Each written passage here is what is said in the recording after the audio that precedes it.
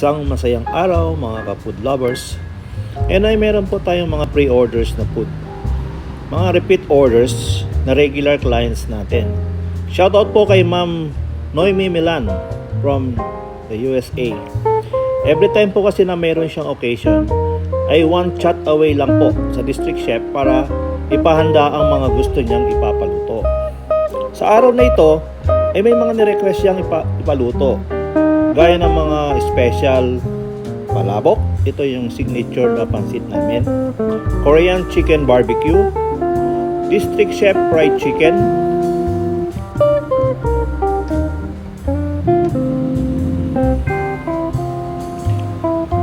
sweet and sour fish fillet, kare-karing bagnet, pinaputok na tilapia, at ang walang mintis na orders na roast beef with mashed potatoes na talaga namang bawat okasyon or outside catering namin.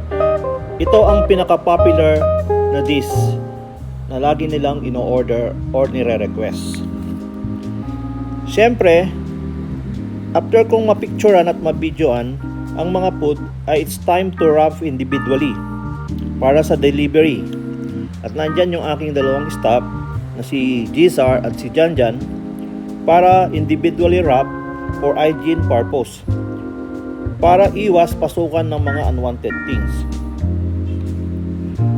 Ayan po ang mga na-prepare namin, like sweet and sour, ayan po picture niya, kare-karing bagnet,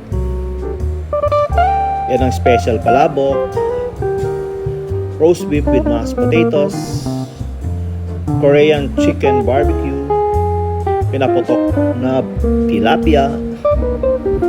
At ayan po ang ginagamit naming service sa aming pagdi-deliver, ang isang customized na kochikel.